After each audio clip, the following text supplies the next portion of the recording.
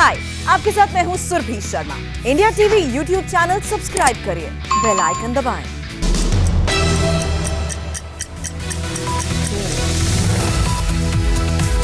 नमस्कार, मैं हुसैन रिजवी। नमस्कार, बहुत स्वागत है आपका। आपके साथ मैं हूं ज्योत्सना पाटिल। सुबह के 9 बजे हैं और हम आपके लिए लेकर आए हैं सुबह 9 बजे की 9 बड़ी खबरें। आज हम आपको दिखाएंगे पीएम मोदी ने वैक्सीनेशन की राह दिखाई तो कैसे पूरे देश में भीड़ आई। बॉर्डर के बाद हमारी वैक्सीन पर चीन की कैसी थी नापाक नजर। और आज से बंगाल के चुनाव में होगी फायर ब्रांड योगी आदित्यनाथ की एंट्री।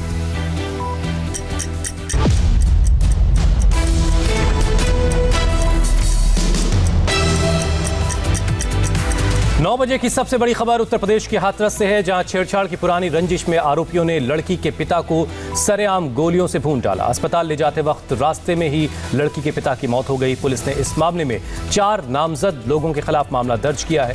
2.5 साल पहले जुलाई 2018 में पीड़िता के पिता ने गांव के ही गौरव शर्मा के खिलाफ थाने में छेड़छाड़ की शिकायत दर्ज करवाई थी, जिस मामले में आरोपी 1 महीने जेल में भी रहा। उसके बाद से ही अमरीश शर्मा आरोपियों के निशाने पर था। 1 मार्च को मंदिर में गौरव और अमरीश के परिवार के महिलाओं के बीच विवाद हुआ, जिसके बाद गौरव शर्मा ने खेत में काम कर रहे अमरीश शर्मा को गोलियों से भून डाला।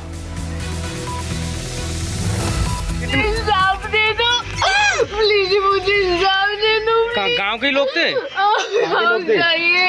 पहले उसने मेरे साथ छेड़खानी की, मेरे पापा ने केस कर दिया और उसने चिढ़ के मेरे पापा को गोली मारी। मेरे पापा को गोली मारी। वो पैरा इकोना रहता है अभी, इकोना से यहाँ गाँव में आए घूमने के लिए। कितने लोग थे जिन्होंने गोली मारी थी? 6-7 लोग थे। 6-7 लोग थे। मेरे पापा को यहाँ गोली मार दी, यहाँ मार देता, यहाँ क्यों गोली मारी? क्या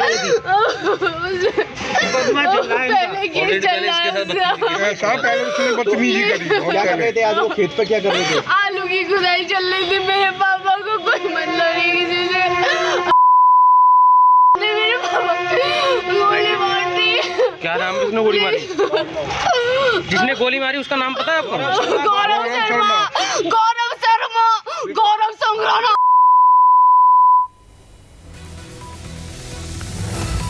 तो छेड़छाड़ का ये मामला काफी पुराना मामला, जिसमें वो आरोपी और उस आरोपी ने पीड़ित लड़की के पिता की दिन दहाड़े गोलियां मारकर उनकी हत्या कर दी है। हमारे संवाददाता रुचि कुमार इस पर और ज्यादा डिटेल के साथ हमारे साथ जुड़ रही हैं। रुचि, जिनका नाम ले रही है पीड़ित लड़की, क्या उन लोगों को पुलिस अब तक गिरफ्तार कर सकी या उनके बारे में क्या बता पा रही है? देखिए, पुलिस का ये कहना है कि लड़की क्योंकि चिल्ला के गौरव शर्मा का नाम ले रही है, तो वो गौरव शर्मा तो फरार हो गया है। 4 लोग गए थे खेत में और जहाँ पे इस लड़की के पिता की गोलियां चलाकर, ताबड़तोड़ गोलियां चलाकर हत्या कर दी। तो उसमें से 1 पकड़ा गया है, लेकिन 3 लोग भाग गए हैं, जिनकी पुलिस तलाश कर रही है। पुलिस कह रही है कई टीम लगा ली गई है वहाँ पे और आसपास हर जगह से फोन की सर्विलांस पे लिया गया है और अभी तक वो 3 लोग पुलिस की पकड़ में नहीं आए हैं। और ये जो गौरव है, जो मुख्य आरोपी है, ये भी अभी फरार चल रहा है। तो इस तरह से 2018 से जो दोनों परिवारों में झगड़ा चला आ रहा था छेड़खानी को लेकर, जो ये ऐसा कहा जा रहा है कि लड़के ने उसी वजह से। बहुत बहुत शुक्रिया रुचि। अब पुलिस के सामने चुनौती ये है कि जो आरोपी उनको जल्द से जल्द गिरफ्तार किया जाए, क्योंकि जो पीड़ित लड़की है वो सरेआम उन आरोपियों के नाम भी ले रही है। बहुत बहुत शुक्रिया। पीएम मोदी के कोरोना वैक्सीन लेने के बाद टीकाकरण के दूसरे चरण में काफी तेजी दिखाई दे रही है। पीएम मोदी ने खुद एम्स जाकर जिस तरह वैक्सीन लगवाई, उससे मैसेज बहुत क्लियर हो गया। पीएम मोदी के साथ कोरोना वैक्सीनेशन का जो दूसरा चरण शुरू हुआ, उसकी तस्वीर अपने आप में मिसाल बन गई। देश की तमाम बड़ी हस्तियों के बीच टीका लगवाने वाला एक नया ट्रेंड सेट हो गया। आज दूसरे दिन देश के तमाम सेंटर्स पर यही ट्रेंड देखने को मिलेगा। बीजेपी के मंत्री, सांसद और विधायक अगले 1 सप्ताह में कोरोना का टीका लगवा लेंगे। सूत्रों के मुताबिक बीजेपी के मंत्री, सांसद और विधायक अपने अपने इलाकों में जाकर टीका लगवाएंगे, जिससे टीके के प्रति लोगों का भरोसा बढ़े। उन्हें 250 रुपए देकर वैक्सीन लगवाने को कहा गया है, ताकि सरकारी अस्पतालों में मुफ्त का टीका जरूरतमंदों को मिल सके। इस सिलसिले को आगे बढ़ाते हुए केंद्रीय स्वास्थ्य मंत्री हर्षवर्धन दिल्ली में, कानून मंत्री रविशंकर प्रसाद पटना में वैक्सीन लगवाने वाले हैं। सुप्रीम कोर्ट के जजों को भी आज से वैक्सीन लगाई जानी है। सुप्रीम कोर्ट के न्यायाधीशों के अलावा उनके परिवार वालों को भी वैक्सीन लगेगी। जज और उनका परिवार किसी भी लिस्टेड अस्पताल या सुप्रीम कोर्ट में टीकाकरण करवा सकते हैं। जजों को वैक्सीन चुनने की छूट की अफवाह पर स्वास्थ्य मंत्रालय ने साफ किया कि जजों के लिए भी वैक्सीन की प्रक्रिया वही होगी जो कोविन सिस्टम के जरिए आम लोगों के लिए होती है। देश में कोरोना वैक्सीनेशन की शुरुआत 16 जनवरी से हुई थी, जिसके बाद करीब 1.5 करोड़ लोगों को अब तक टीका लगाया जा चुका है। 1 मार्च से जो दूसरा चरण शुरू हुआ, इसमें लोगों के बीच रजिस्ट्रेशन कराने की होड़ नजर आई।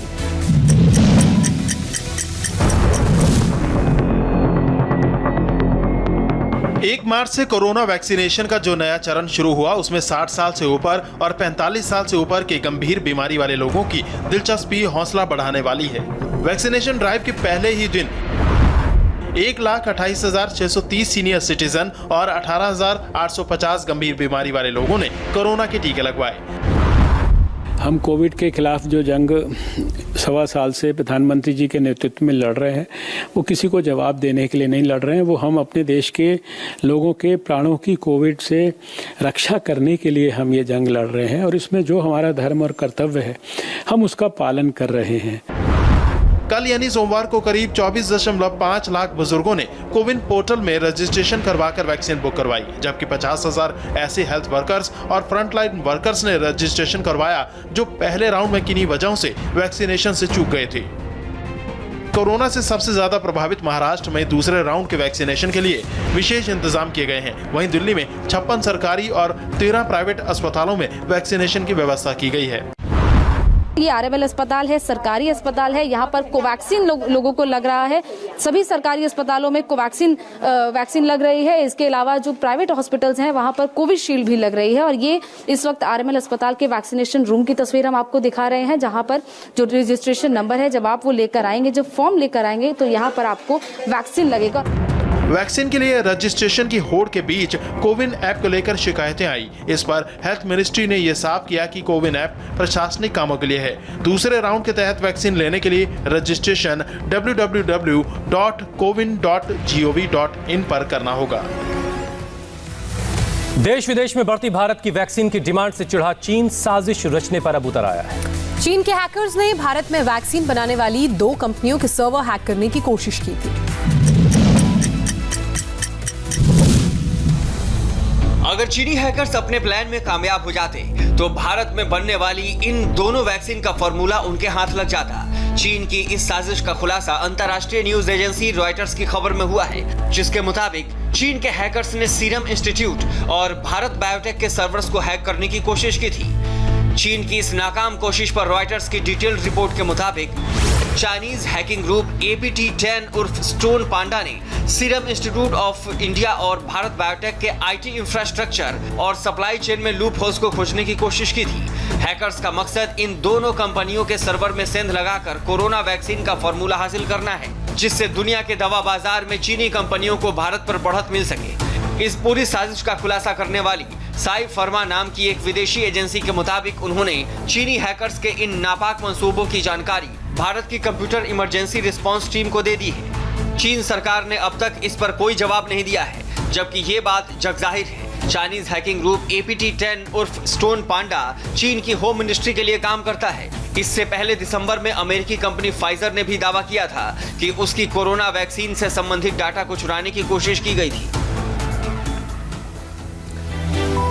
एक दिन में 15,000 नए मामलों के साथ देश में कोरोना की रफ्तार एक बार फिर से तेज हो रही है।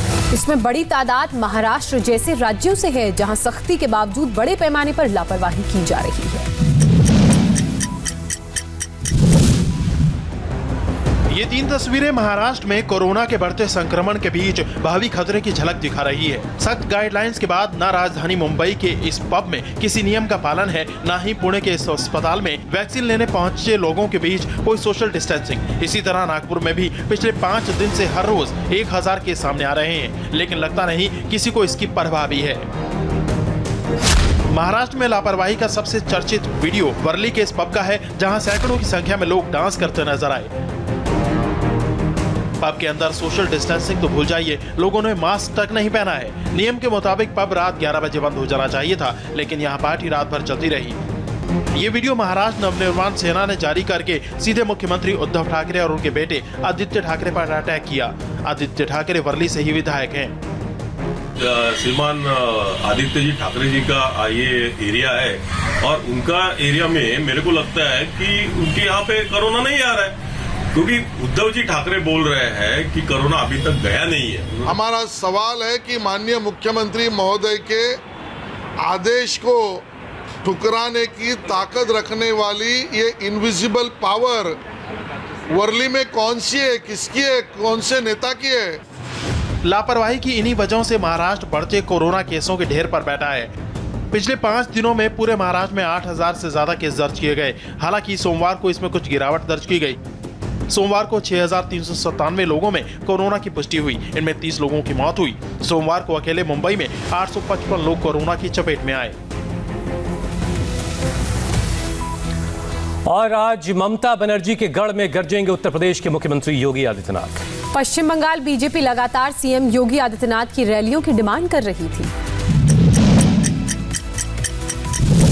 पश्चिम बंगाल में योगी आदित्यनाथ की एंट्री के बाद चुनावी तपिश और ज्यादा बढ़ने वाली है। बीजेपी का एजेंडा हिंदू वोटरों को एकजुट करना है और इस काम के लिए केंद्रीय नेतृत्व ने योगी आदित्यनाथ को चुना है।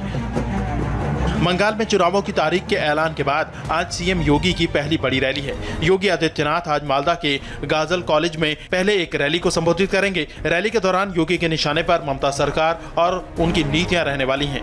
उसके बाद योगी आदित्यनाथ रोड शो के जरिए विरोधियों को बीजेपी की ताकत का एहसास कराएंगे। सूत्रों के मुताबिक बिहार और हैदराबाद में योगी आदित्यनाथ की रैलियों से मिली सफलता को पार्टी अब पश्चिम बंगाल में दोहराने की तैयारी में है। इसलिए पार्टी पश्चिम बंगाल में योगी के चुनावी दौरे का लंबा कार्यक्रम तय करने में जुटी है। मालदा के अलावा योगी आदित्यनाथ कुछ दिनों बाद अन्य शहरों में भी बड़ी रैलियां करते दिखाई दे सकते हैं। बीजेपी को पश्चिम बंगाल में योगी की फायर ब्रांड इमेज का कितना फायदा होगा, यह चुनाव नतीजों के दौरान ही पता चलेगा। पश्चिम बंगाल में अब्बास पीरजादा की पार्टी से गठबंधन पर कांग्रेस पार्टी के अंदर घमासान मचा है। आनंद शर्मा और अधीर रंजन चौधरी जैसे सीनियर नेताओं ने मुस्लिम संगठन से गठबंधन पर नाराजगी जाहिर की है।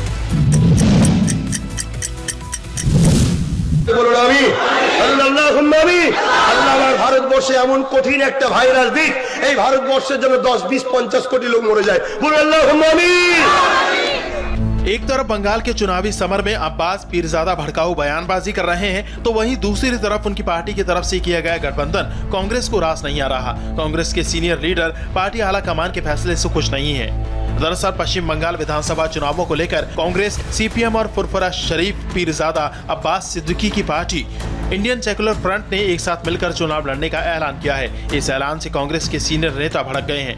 आनंद शर्मा ने अपना गुस्सा ट्विटर पर सार्वजनिक कर दिया। उन्होंने लिखा, आईएसएफ और ऐसे अन्य दलों के साथ कांग्रेस का गठबंधन पार्टी की मूल विचारधारा गांधीवाद और नेहरूवादी धर्मनिरपेक्षता के खिलाफ है, जो कांग्रेस पार्टी की आत्मा है। इन मुद्दों को कांग्रेस कार्य समिति पर चर्चा होनी चाहिए थी। पार्टी के अंदर से ही सवाल उठे तो अधीर रंजन चौधरी ने बॉल आला कमान के पाले में डाल दी और फिर बीजेपी को कांग्रेस को घेरने का अच्छा मौका मिल गया। पश्चिम बंगाल चुनाव में कांग्रेस के सामने एक और मुश्किल खड़ी हो गई है। बिहार में जिस आरजेडी के साथ मिलकर चुनाव लड़ा था, वो बंगाल में ममता बनर्जी को समर्थन दे रही है। बिहार में कांग्रेस की सहयोगी आरजेडी ने बंगाल के चुनावी रण में अपने नए दोस्त का ऐलान कर दिया है। बीजेपी के खिलाफ ममता और तेजस्वी एक साथ चुनाव लड़ेंगे। इससे पहले तेजस्वी यादव ने नबन्ना में ममता बनर्जी से मुलाकात की और राज्य में मौजूदा चुनावी रणनीति पर चर्चा की। इस दौरान तेजस्वी यादव ने बंगाल में रह रहे बिहार के लोगों से ममता बनर्जी को वोट देने की अपील की। हमारी पहली प्रायोरिटी है कि बीजेपी को यहाँ बढ़ने से रोके। हमारा जो भी ताकत है ममता जी को जिताने में लगाएंगे। हमारा फुल सपोर्ट ममता जी के साथ, टीएमसी के साथ। हम लड़ रहे हैं तो तेजस्वी भाई लड़ रहे हैं, अगर तेजस्वी लड़ रहे हैं तो हम लड़ रहे हैं। ये मैसेज बीजेपी को जाना चाहिए। आप जान लो कि बिहार में भी आप जो किया है फोर्सफुली, बिहार में भी आपको सरकार नहीं टिकेगा और बंगाल में भी आने वाला दिन में कुछ नहीं मिलने वाला है। बिहार में कांग्रेस, आरजेडी और लेफ्ट पार्टी ने साथ मिलकर चुनाव लड़ा था, लेकिन पश्चिम बंगाल में कांग्रेस और लेफ्ट साथ हैं। वहीं तेजस्वी यादव की आरजेडी ने ममता बनर्जी की टीएमसी के समर्थन का फैसला किया है।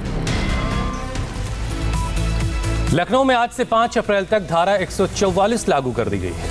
पुलिस के मुताबिक ये फैसला त्योहारी सीजन में लॉ एंड ऑर्डर की स्थिति को देखते हुए किया गया है।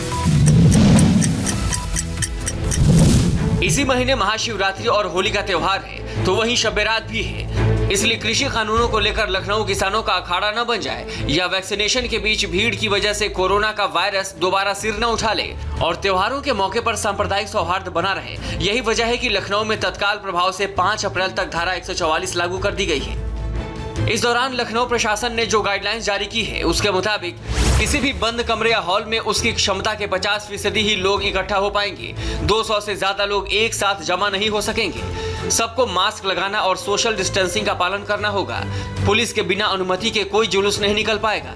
रात 10 बजे से सुबह 6 बजे तक लाउड स्पीकर नहीं बजेगा। कोई भी व्यक्ति लाठी, डंडा, चाकू, तलवार, फरसा और त्रिशूल लेकर नहीं चलेगा। धार्मिक स्थानों और दीवारों पर किसी तरह के धार्मिक झंडे, बैनर और पोस्टर पर रोक होगी। किसी खुले स्थान के साथ साथ घर की छतों पर ईंट, पत्थर, सोडा वाटर बोतल और विस्फोटक सामग्री जमा करने पर रोक लगा दी गई है। हाय, आई एम सुरभि शर्मा। खबरों से अपडेट रहने के लिए India TV YouTube channel subscribe करिए, साथ में बेल आइकन जरूर दबाएं। जुड़े रहें इंडिया टीवी के साथ।